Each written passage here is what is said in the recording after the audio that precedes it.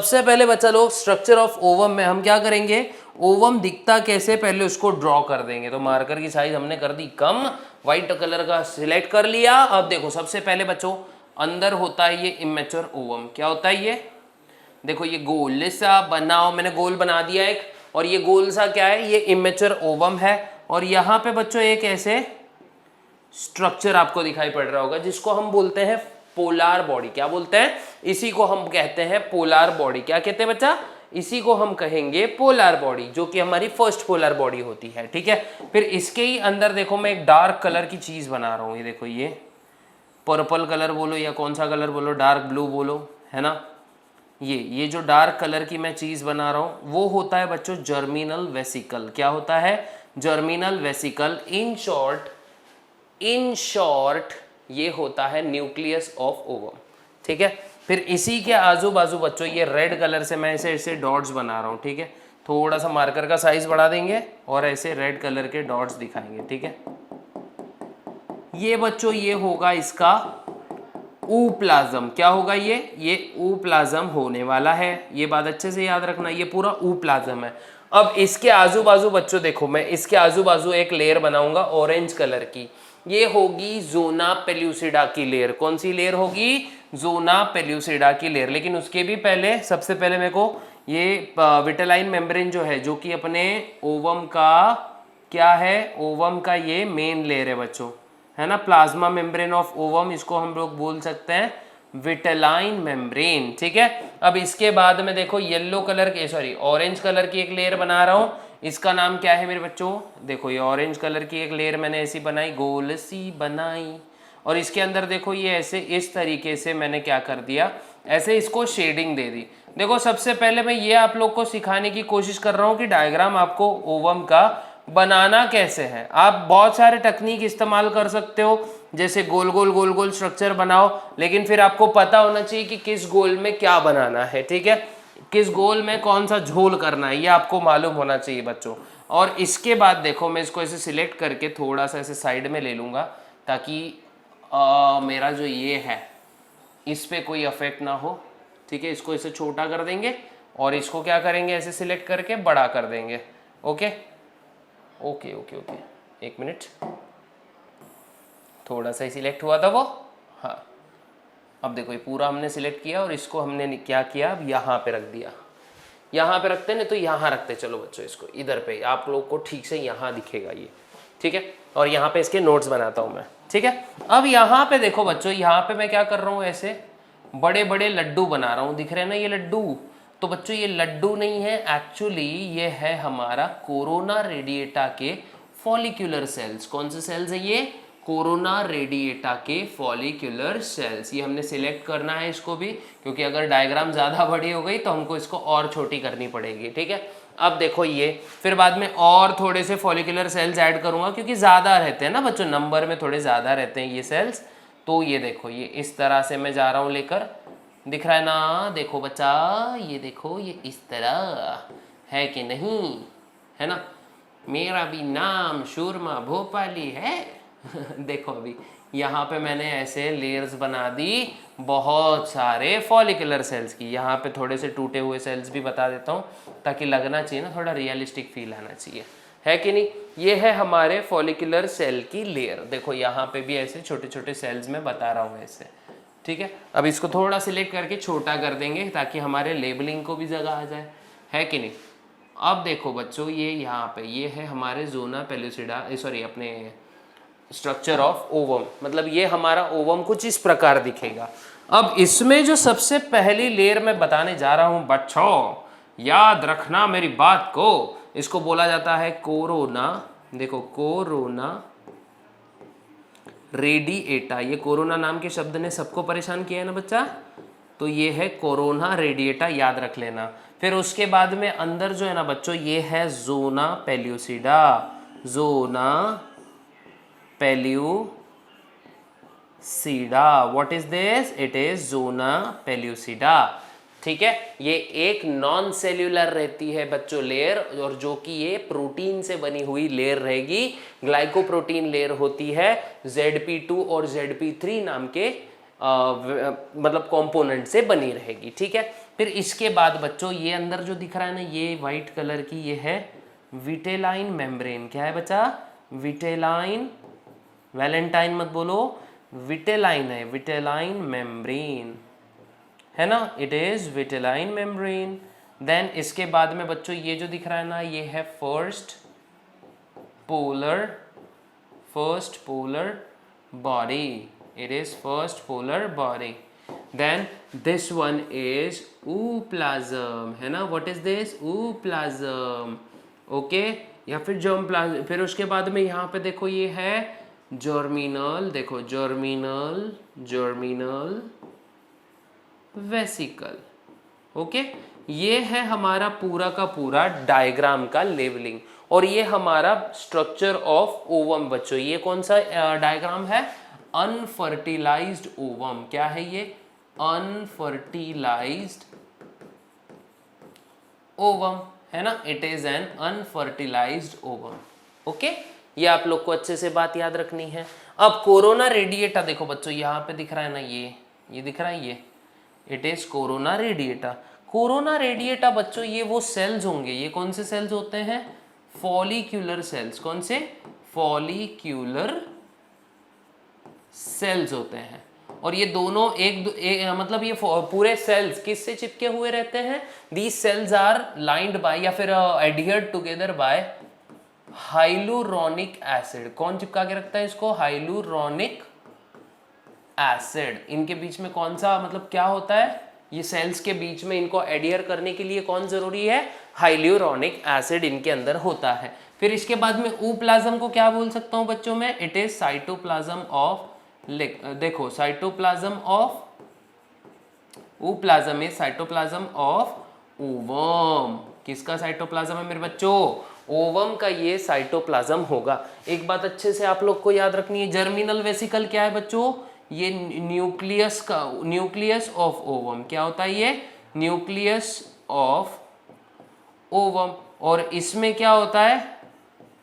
One set of chromosomes, है ना, ये आप लोग को अच्छे से याद रखना है। उसके बाद आप लोग को याद रखना है बच्चों, विटेलाइन मेम्ब्रेन ये क्या है? It is plasma membrane, plasma membrane of ovum. First polar body क्या होती है? ये तो मैं आपको पहले ही बता चुका हूं। ये नॉन सेल्यूलर लेयर होती है बच्चों, ये याद रखना। ये कैसी होती है? Non cellular layer, zona pellucida, non cellular layer. तो अब ठीक से याद रखो कि ज़ोना पेलुसिडा क्या रहता है? ये नॉन सेल्यूलर लेयर होता है बच्चों, प्लस ग्लाइकोप्रोटीन लेयर होता है। कैसा होता है? ग्लाइकोप्रोटीन लेयर, है ना।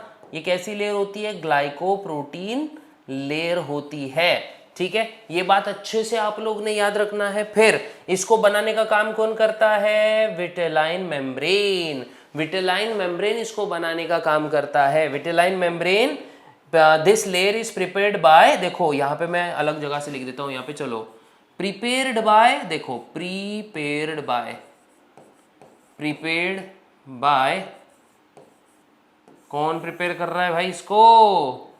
विटेलाइन मेम्ब्रेन इसको प्रिपेयर कर रहा है, ठीक है। कोशिश करते हैं ये पूरा का पूरा सिलेक्ट हो जाए, ताकि इसको हम क्या करेंगे, ऐसा छोटा बना देंगे, ठीक है। ओके, फाइनली सिलेक्ट हो गया। इसको ऐसे छोटा बना दे, साइड में मूव कर देते हैं ऐसे। ओके, ये पूरा चीज। अब एक बात याद रखना है बच्चों आप लोग को, इसके अंदर कि जो एग होता है, साइज देख लो इसका क्या होता है भाई। साइज जो होता है ना एग का, ये होता है 0.1 मिलीमीटर। ऐसा समझ लो कि ये लार्जेस्ट सेल है, लॉन्गेस्ट नहीं कह रहा हूं मैं, लार्जेस्ट कह रहा हूं, मतलब साइज में लार्ज होता है, ठीक है। ये बात याद रखना है, largest cell of the body. फिर उसके बाद बच्चों ये माइक्रोलेसिथल होता है। क्या होता है? माइक्रोलेसिथल। जो ह्यूमन का ओवम है ये माइक्रोलेसिथल होता है। इसी का मतलब क्या होता है बच्चों? माइक्रोलेसिथल का ही मीनिंग क्या होता है? It have no yolk, no और नेग्लिजिबल योक। तो मैं नो लिख देता हूं यहाँ पे। फिर ह्यूमन का जो एग होता है ना मेरे बच्चों, ह्यूमन का एग होता है नॉन क्लेडोइक। क्या, नॉन क्लेडोइक या फिर नॉन क्लेडियोइक, ठीक है। नॉन क्लेडियोइक मतलब क्या होता है बच्चों, नो शेल्स, हमारे अंडों पे शेल्स नहीं होते हैं, ठीक है, मुर्गी जैसे शेल्स नहीं होते हैं, ठीक है, ये बात याद रखना। ह्यूमंस के जो एग होते हैं उस पे कोई टाइप का ऐसे शेल नहीं होता है, ये आपको बहुत अच्छे से याद रखना है बच्चों, ठीक है। फिर इसके अंदर कोई भी टाइप का सेंट्रियोल नहीं होगा, तो यहां पे एक बात याद रखना है, no centriole present, no centriole present, इसमें कोई भी टाइप का सेंट्रियोल नहीं होता है, नो सेंट्रियोल इज प्रेजेंट। और ये पूरा का पूरा ह्यूमन एग है बच्चों। सबसे वापस से बताता हूं मैं, स्ट्रक्चर ऑफ अनफर्टिलाइज्ड ओवम कैसे होता है। साइज इसकी होती है 0.1 मिलीमीटर।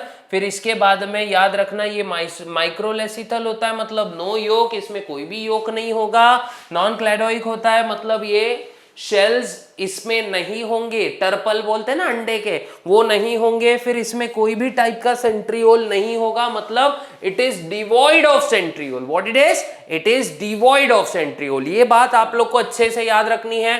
प्लस ह्यूमन एग जो है, इसकी आउटर मेम्ब्रेन को हम बोलते हैं विटेलाइन मेम्ब्रेन। क्या बोलते हैं भाई, विटेलाइन मेम्ब्रेन बोलते हैं। फिर इसके एग्जैक्ट बाहर वाली लेयर जो होती है उसको हम जोना पेल्यूसिडा बोलते हैं, जो कि एक नॉन सेल्यूलर लेयर होती है बच्चों, और ये ग्लाइकोप्रोटीन से बनी रहेगी। याद रखने के लिए आपको ZP3 या फिर ZP2 और ZP3 याद रखना है, ये दो है ना। फिर उसके बाद वाली जो सेल्यूलर लेयर होती है, ये होता है कोरोना रेडिएटा की लेयर।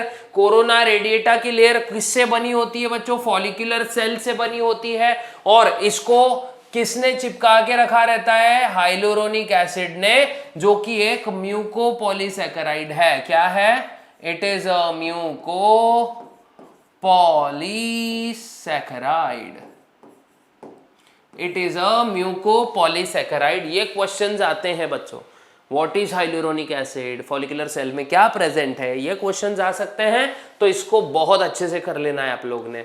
फिर इसके बाद आता है बच्चों फर्टिलाइजेशन, है ना। इसके बाद आएगा हमारा फर्टिलाइजेशन, ठीक है। अब फर्टिलाइजेशन एक्चुअल में होता क्या है। फर्टिलाइजेशन मतलब देखो सिंपल, व्हेन हैप्लॉइड, देखो हैप्लॉइड के लिए मैं क्या लिखूंगा यहाँ पे, सिंपल हैप्लॉइड के लिए मैं लिखूंगा N, ठीक है। Male gamete, when haploid male gamete, when haploid male gamete fuses with, देखो fuses with haploid, देखो haploid जिसको हम N से डिनोट करेंगे, फीमेल गैमेट, है ना, टू फॉर्म डिप्लॉइड जाइगोट। क्या बनाएगा इसकी वजह से, क्या बनेगा, टू फॉर्म, देखो टू फॉर्म डिप्लॉइड जाइगोट, है ना, टू फॉर्म डिप्लॉइड जाइगोट। और इसी को हम क्या कहेंगे बच्चों, टू फॉर्म डिप्लॉइड जाइगोट मतलब 2N।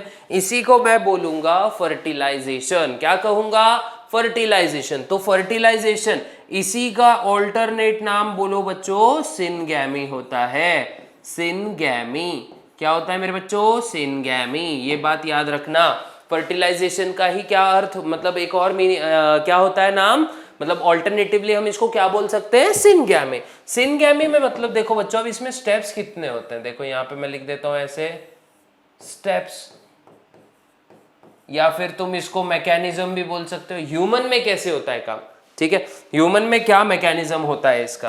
तो ह्यूमन में सिंपल मैकेनिज्म है बच्चों, सबसे पहले तो होगा एंट्री ऑफ स्पर्म, या फिर अप्रोच ऑफ स्पर्म टुवर्ड्स कहां पे, एग, है ना, ट्रैवलिंग ऑफ स्पर्म बोल सकते हो, या फिर मूवमेंट ऑफ स्पर्म बोल सकते हो, है ना। क्या बोल सकते हो बच्चों, मूवमेंट ऑफ स्पर्म। सिंपल अगर मैं बोलूं तो ब्लू कलर से लिखते हैं, चलो मूवमेंट, देखो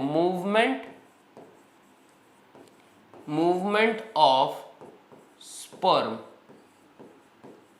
towards, movement of sperm towards egg. ये अभी सब एक एक करके एक्सप्लेन करना है अपने को, ठीक है। Movement of sperm towards egg, ये देखो ये हमारा फर्स्ट स्टेप है ना, ये हमारा फर्स्ट स्टेप है। फिर उसके बाद जो सेकंड स्टेप है, देखो बच्चों ये है ना।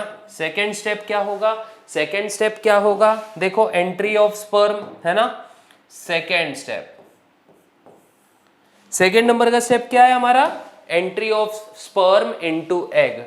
देखो entry, entry of sperm into egg. अब स्पर्म क्या है, एग में एंट्री धांसू वाली मारने वाला है भाई। फिर उसके बाद में देखो, उसके बाद में है एक्टिवेशन ऑफ ओवम। क्या है, एक्टिवेशन ऑफ ओवम, जो कि लास्ट स्टेप होगा, है ना। एक्टिवेशन, थर्ड वाला स्टेप कौन सा है, देखो बच्चों मैं यहां थर्ड स्टेप लिख देता हूं, ठीक है। ये होगा हमारा, देखो बड़े बड़े अक्षरों में लिख रहा हूं, एक्टिवेशन, एक्टिवेशन ऑफ ओवम, ठीक है। बिकॉज ओवम जो है ये मेटाफेज 2 पे अरेस्टेड फेज में था बच्चों, अरेस्टेड था, मतलब इसका पूरा कंप्लीट नहीं हुआ था प्रोसेस, इसीलिए इसको पहले एक्टिवेट करना पड़ता है, मतलब इसकी खोई हुई शक्ति अपने को जगानी पड़ती है, ठीक है। ये बात आप लोग को अच्छे से याद रखना है, इसी को फर्टिलाइजेशन कहा जाता है। तो सबसे पहला देखेंगे मेरे बच्चों, movement of sperm towards egg, है ना।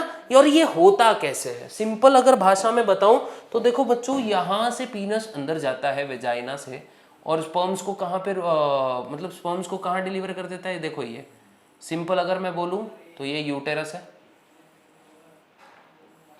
ये ओवरीज नहीं बना रहा हूं मैं, क्योंकि ओवरीज अब जरूरत नहीं है हमको, मतलब ओवरीज की जरूरत है लेकिन अभी फिलहाल यहाँ डायग्राम बनाने की जरूरत नहीं है। और ये ऐसे नीचे वेजाइनल कैनल है बच्चों, और ये अपना सर्विक्स है, अपना मीन्स फीमेल का, ठीक है। ये सर्वाइकल रीजन है, और ये जो है यहाँ की ओवरी तो बना ही सकते हैं हम लोग, ठीक है। यहाँ की नहीं भी बनाए चलेगा। ये रीजन होता है बच्चों एम्प्यूला। क्या होता है, एम्प्यूला, याद रखना, मैंने पहले भी बताया है।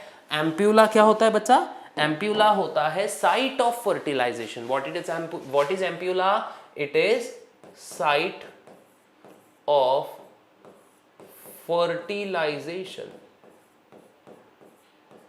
What is ampulla? It is site of fertilization। ये आपको बहुत अच्छे से याद रखना है। अब देखो स्पर्म्स जो है बच्चों, ये मान लो ये एक स्पर्म है, ऐसे मिलियंस ऑफ स्पर्म्स होते हैं, ठीक है। अब ये स्पर्म यहां से जाएगा इस तरह, और यहां पे आएगा, ओवम यहां से आएगा इस तरह, और यहां पे आएगा, और दोनों का संगम कहां पे होगा, इस एम्प्यूला वाले रीजन में। दिख रहा है ना, ये देखो जाइगोट बन गया। What is this, this is zygote, है ना। What is this, this is sperm, and what is this, this is ovum. अब जब ओवम स्पर्म का संगम हो रहा है, उससे बनेगा जाइगोट, लेकिन पहले स्पर्म को इस रीजन तक पहुंचना है, ठीक है। कहां तक पहुंचना है, स्पर्म्स को इस रीजन तक पहुंचना है, इसीलिए स्पर्म को थोड़ी क्या करनी पड़ती है, जद्दोजहद करनी पड़ती है। तो स्पर्म्स को वहां तक अगर पहुंचना है ना मेरे बच्चों, तो सबसे पहले स्पर्म्स को अपनी स्पीड बढ़ानी पड़ेगी। तो याद रखना 50% स्पर्म्स जो है, 50% स्पर्म्स ये कहां पे खत्म हो जाते हैं, destroyed in vagina, destroyed in vagina. ये बात आप लोग को समझना जरूरी है। अब अगर स्पर्म्स को अगर आगे बढ़ना है, तो स्पर्म्स को अगर आगे बढ़ना है तो स्पर्म्स अंडरगो कैपेसिटेशन। क्या उनका क्या होता है, कैपेसिटेशन हो जाता है। नाउ रिमेनिंग स्पर्म्स जो है, देखो रिमेनिंग स्पर्म्स कतई फ्लैश बन जाते हैं बच्चों। रिमेनिंग स्पर्म्स का क्या होने वाला है, अंडरगोज कैपेसिटेशन, अंडरगोज कैपेसिटेशन, है ना, कैपेसिटेशन है ना। Remaining sperm undergoes capacitation.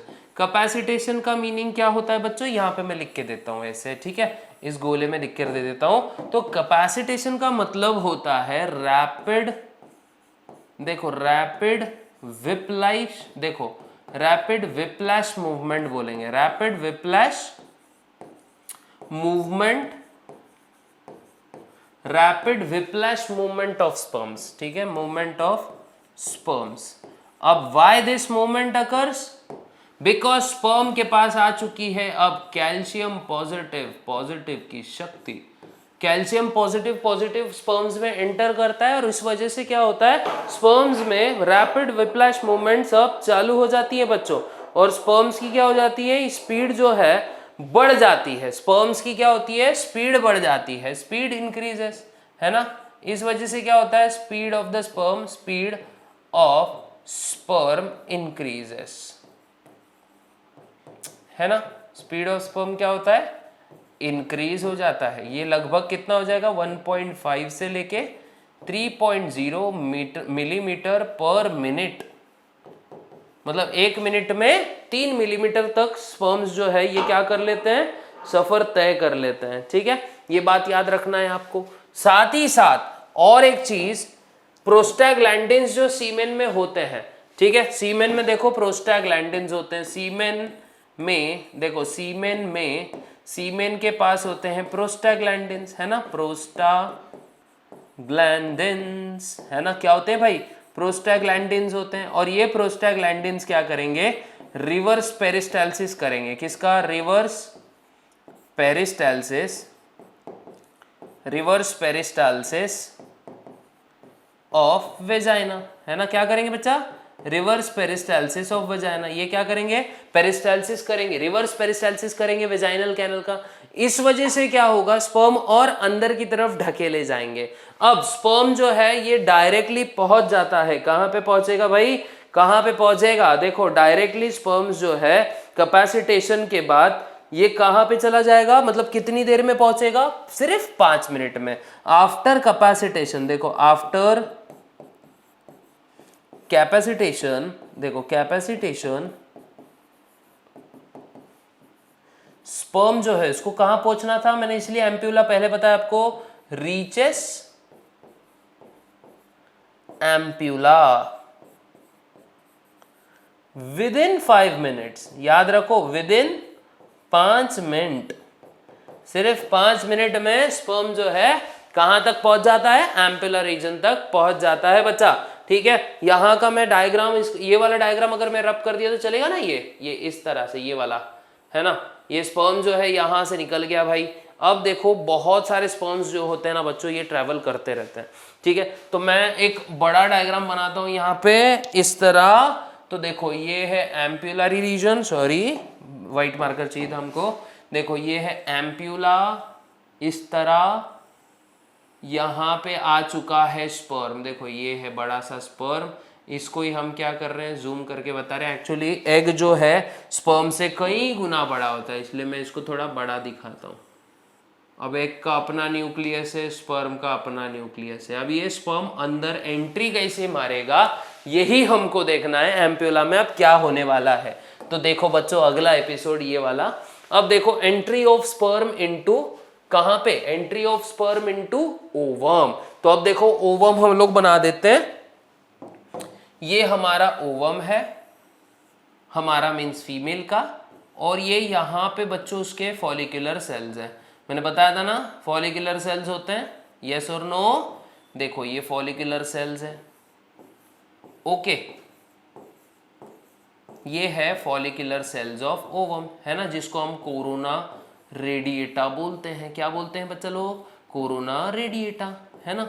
अब कोरोना रेडिएटा में से देखो कुछ जगह पे ये स्पर्म्स जो है, देखो ये हमारा स्पर्म है छोटू सा, है ना, ये स्पर्म्स है, और ये स्पर्म जब इधर पे एंट्री मारेगा धांसू वाली एकदम, तो क्या होगा, यहाँ के कुछ सेल्स बच्चों ये तोड़ते तोड़ते चला जाता है, दिख रहा है ना आपको, ये कुछ सेल्स ये तोड़ेगा, ठीक है। ये मैं ऐसे स्पर्म बना रहा हूँ और जो कि ऐसे अंदर जाने वाला है। इसके अंदर देखो ऑरेंज कलर की लेयर हमने बनाई थी ना बच्चों, ये है ग्लाइकोप्रोटीन की लेयर, जिसको बोलते हैं हम लोग जोना पेल्यूसिडा।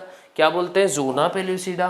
फिर उसके बाद में येलो कलर की मैं बनाता हूँ बच्चों, ये है हमारी विटेलाइन मेम्ब्रेन, और लास्ट में ये जो है ये फर्स्ट पोलर बॉडी, और ये उसका न्यूक्लिया है, ठीक है। पेरीविटेलाइन स्पेस भी एक होती है, तो ये याद रखना, ठीक है। अब ये विटेलाइन मेम्ब्रेन हमारी थी। अब ये स्पर्म जो है ना बच्चों ऐसे अंदर जा रहा है, यहाँ के सेल उसने क्या करे, ऐसे उखाड़ दिए मतलब निकाल दिए, मतलब एंजाइमेटिक इसने रिएक्शन की।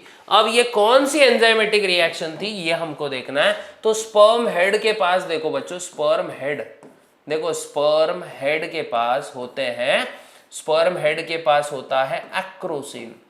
याद रखना क्या होता है, एक्रोसिन। अब ये जो एक्रोसिन है ना, एक्रोसिन जो है ना, ये मॉडिफाइड लाइसोसोम है बच्चों। क्या है ये, मॉडिफाइड लाइसोसोम, मॉडिफाइड लाइसोसोम। याद रखना है तुम लोग ने। और इसके पास एक चीज होती है बच्चों, इसके पास होते हैं एंजाइम्स। क्या होते हैं इसके पास में, हाइड्रोलाइटिक एंजाइम। इसके पास होते हैं हाइड्रोलाइटिक एंजाइम्स। कौन से एंजाइम्स होते हैं, हाइड्रोलाइटिक एंजाइम्स। अब यही एंजाइम के बारे में हम लोग देखने वाले हैं। तो कौन से एंजाइम्स होते हैं भाई, कौन से एंजाइम होते हैं सब। अच्छा ये बात, ये एक और चीज याद रखो, एक्रोसिन के तरफ का जो सेल मेम्ब्रेन होगा ना, ये थिन हो जाएगा। जैसे ये स्पर्म जाएगा ना इसके पास, तो उसकी एक्रोसिन जो है, उसके बाहर का लेयर जो है वो थिन हो जाएगा। इस वजह से देखो अभी कौन से हाइड्रोलाइटिक एंजाइम होते हैं। सबसे पहले तो होगा हाइलुरोनिडेज। कौन सा, हाइलुरोनिडेज। पहला तो होगा हाइलुरोनिडेज। फिर उसके बाद बच्चा लोग दूसरा होगा हमारा, हाइलुरोनिडेज हो गया। फिर उसके बाद जो दूसरा नाम का एंजाइम, दूसरा एंजाइम होगा वो होगा हमारा एक्रोसिन। क्या होगा, एक्रोसिन। या फिर तुम बोल सकते हो एक्रोसोम। हाँ ये एक्रोसोम था ना, मैंने एक्रोसिन लिख दिया यहाँ पे। देखो ये एक्रोसिन होगा एक्रोसोम में, है ना, एक्रोसोम में एक्रोसिन होगा। फिर एक्रोसिन के बाद में यहां पे होगा बच्चों anti fertilizin, anti fertilizin. Okay, anti fertilizin. अब हाइलुरोनिडेज का काम क्या है भाई, हाइलुरोनिडेज का काम है ब्रेक्स, देखो breaks hyaluronic acid, hyaluronic acid. अब जब भी ये ब्रेक होगा तो यहां पे बच्चों एक कोन बनेगा। ये दिख रहा है ना, ये कोन बनेगा, करोड़पति नहीं, कोन बनेगा। इसको हम बोलते हैं फर्टिलाइजेशन कोन, फर्टिलाइजेशन कोन, है ना। एक्रोसिन को ही अल्टरनेट नाम है बच्चों जोनालाइसिन। क्या है, जोनालाइसिन। ठीक है, जोनालाइसिन इसको बोलते हैं। और इसका काम क्या है, ब्रेक्स। देखो ये क्या करेगा, breaks zona pellucida. It is zona pellucida, it will break zona pellucida.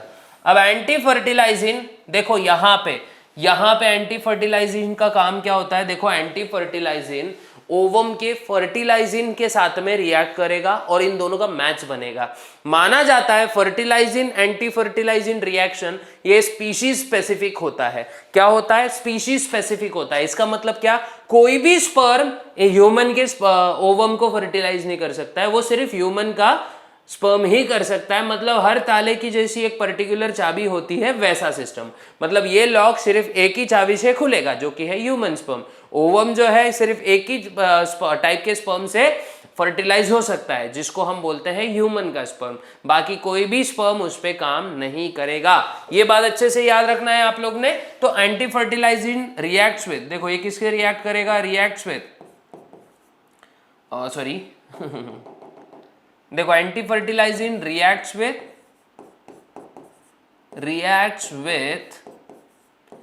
Fertilizin,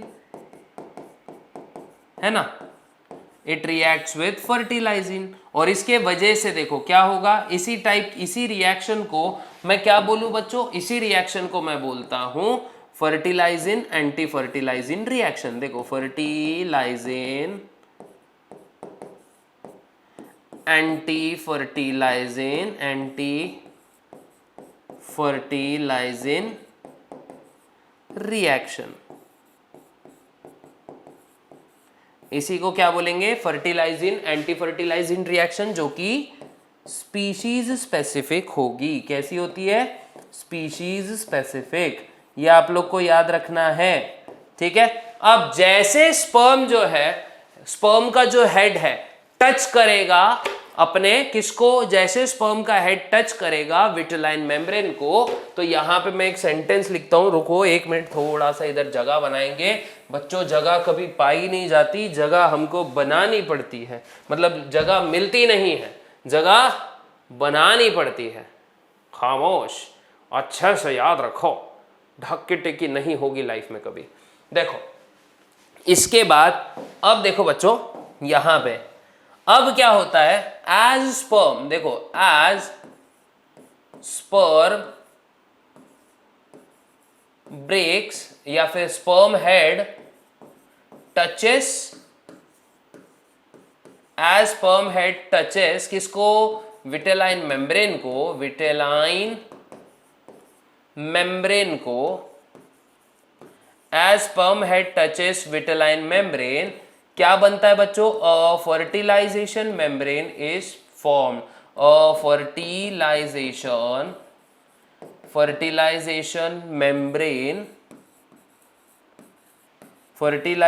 membrane is formed, है ना। एक फर्टिलाइजेशन मेम्ब्रेन बनेगी और यही मेम्ब्रेन, देखो यही मेम्ब्रेन, दिस मेम्ब्रेन, देखो लिख कर देता हूं मैं, दिस मेम्ब्रेन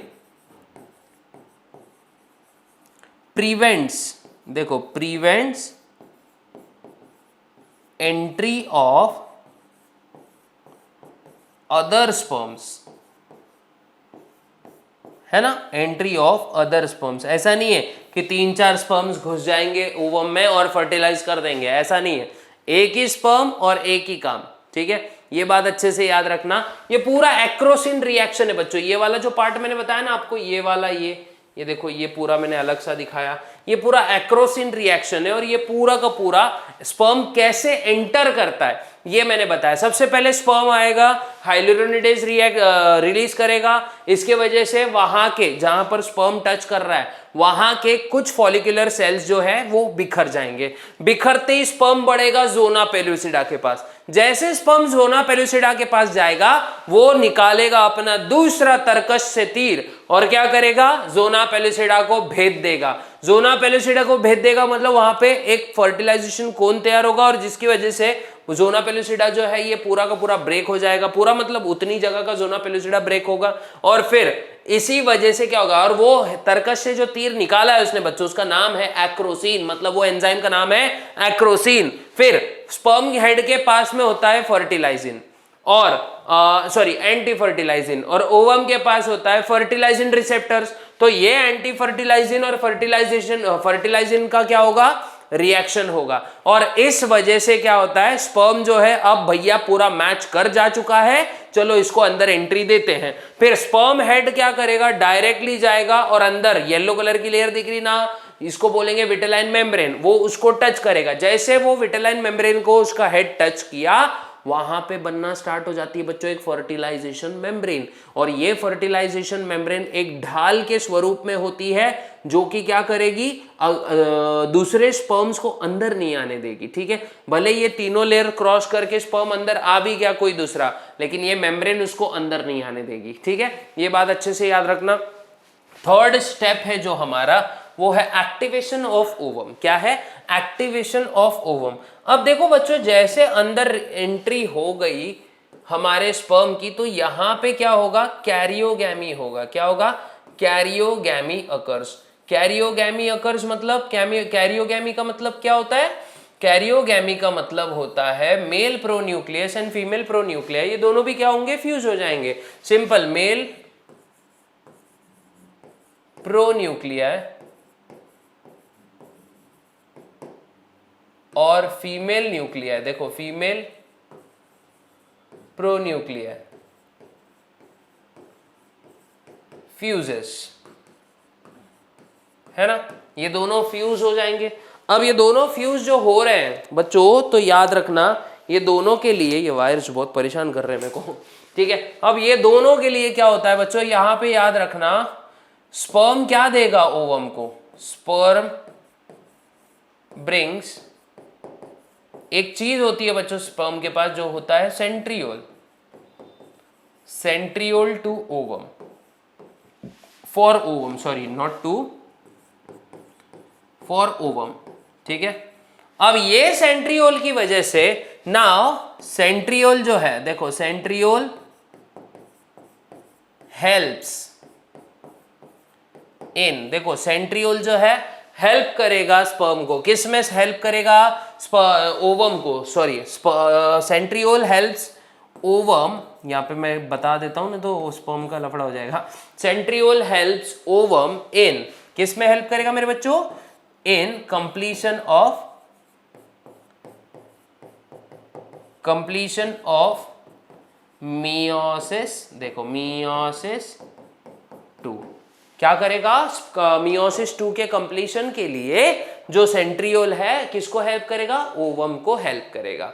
ये बात अच्छा लगना अच्छे से। सो मेटाफेज 2 पे जो इसका मियोसिस अटका हुआ था, अब ये पूरा का पूरा कंप्लीट हो जाएगा और अब हम इसको बोल सकते हैं मैच्योर ओवम। क्या बोल सकते हैं? Mature ovum. ये बात अच्छे से याद रखना है। और ऐसे करके हैंस, देखो hence diploid zygote is form, diploid zygote is formed.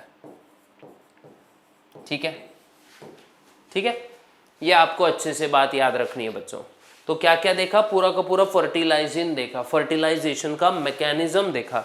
क्या देखा? पूरा का पूरा फर्टिलाइजेशन का मैकेनिज्म देखा। और बच्चों एक बात याद रखो, ये आप लोग को बहुत अच्छे से काम करना है इन चीज़ों पे, ठीक है। बहुत इजी है, लेकिन क्या है, टेंशन्स बहुत ज़्यादा हो जाती है इसमें, ठीक है। लेकिन ऐसे नहीं करना है। उसके बाद अब हम लोग ने टेंशन्स नहीं लेना है और चीज़ें बड़ी सस्ती सी है, टेंशन बिल्कुल भी नहीं है, कॉन्सेप्ट एकदम सिंपल है। लगे तो मैं एक और बार रिवाइज कराता हूँ पूरा का पूरा, देख लो। फर्टिलाइजेशन क्या होता है? सिंपल, एक मिनट, अपना ये स्लाइड है। What is fertilization? When haploid male gamete fuses with haploid female gamete to form diploid zygote. इसी को सिनगैमी बोलते हैं। इनके 3 स्टेप्स होते हैं मैकेनिज्म में।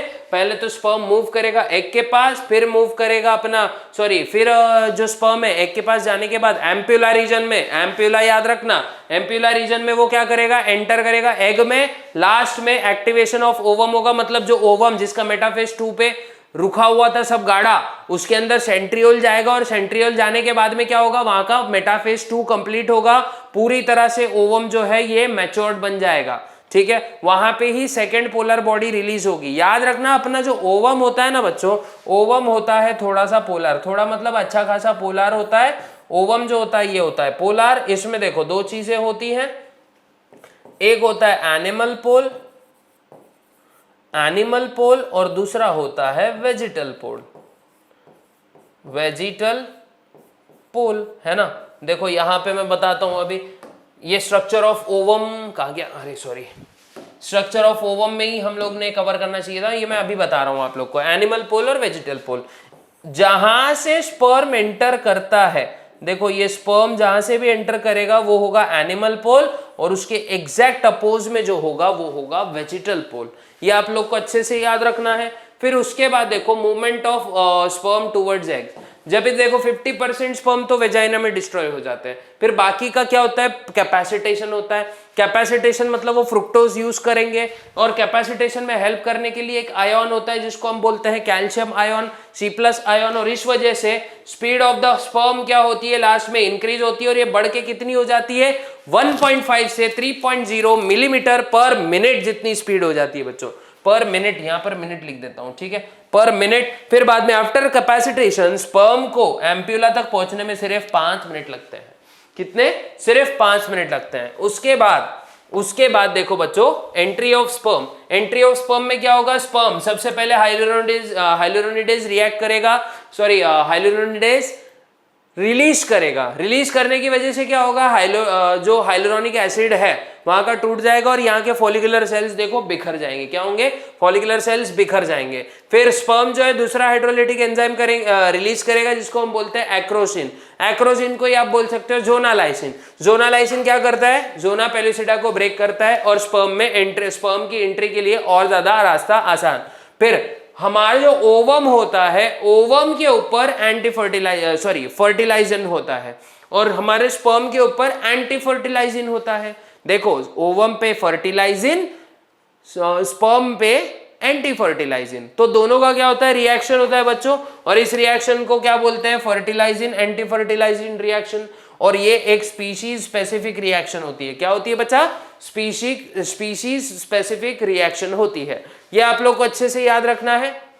उसके बाद जैसे स्पर्म जो है, जैसे ये तीनों लेयर पार कर जाता है, उसके बाद स्पर्म का हेड जो है डायरेक्ट किससे चिपक जाएगा, जाके विटिलाइन मेम्ब्रेन से। और जब ये सीन होता है तो क्या होता है, फर्टिलाइजेशन मेम्ब्रेन तैयार हो जाती है। और फर्टिलाइजेशन मेम्ब्रेन जो है ये क्या करेगी, प्रिवेंट करेगी अदर स्पर्म की एंट्री को, ओवम में दूसरे स्पर्म्स को नहीं पहुंचने देगी। ठीक है, ये बात याद रखने का है। और अब देखो एक्टिवेशन ऑफ ओवम, जैसे स्पर्म एंट्री कर जाएगा उसका टेल मिडल पीस पीछे छूट जाएगा और न्यूक्लियस जो है अंदर घुस जाएगा, तब होगा दो न्यूक्लियस का संगम, जिसको हम बोलते हैं कैरियोगैमी। क्या कहते हैं, कैरियोगैमी। याद रखना। फिर स्पर्म जो है साथ ही साथ क्या लाया था, एक तोहफा भी लाया था जिसको सेंट्रियोल कहा गया। क्या कहा गया, सेंट्रियोल कहा गया। सेंट्रियोल ने ओवम का क्या किया बच्चों, कंप्लीट करा मियोसिस 2, जो कि कहां पे अटका हुआ था, मेटाफेज पे। और जैसे ये कंप्लीट होगा तो ओवम को हम बोलते हैं मैच्योर ओवम। और यहां पे सेकंड पोलर बॉडी रिलीज होती है, यहां सेकंड पोलर बॉडी रिलीज होती है। फिर उसके बाद में लास्ट में हमारा प्यारा जाइगोट बन गया। अब इसके बाद जो एम्ब्रियोजेनेसिस होता है वो हम लोग को नेक्स्ट लेक्चर में देखना है। लेकिन अब फर्टिलाइजेशन के क्या सिग्निफिकेंस होते हैं, मतलब इसका फायदा क्या है भाई, क्यों हो रहा है। तो सबसे पहले मेरी बच्चों याद रखना एक बात को, नींद आ जाएगी अच्छे से रात को। तो सबसे पहला significance, diploid level is restored. देखो डिप्लॉयडी इज रेस्टोर्ड, है ना। फिर यहां पे दो अलग अलग डीएनए रिएक्ट कर रहे हैं, दो अलग अलग डीएनए मिक्स हो रहे हैं, तो इस वजह से वेरिएशन अकर्स। अब इसमें ओवम का भी तो भला हुआ ना बच्चों, तो मियोसिस, देखो meiosis 2 of ovum is completed, है ना। Meiosis 2 of ovum is completed। ये बात भी आपको अच्छे से याद रखना है। सेंट्रियोल जो था extra, centriole is used up, centriole is used, properly use हो गया अब सेंट्रियोल का। ठीक है, और ये है कुछ सिग्निफिकेंसेस। मैंने मतलब एकदम शॉर्ट में बताया, आप लोग पूरा पैराग्राफ भी पढ़ सकते हो, इजी है, ज्यादा कुछ टेंशन नहीं है बच्चों।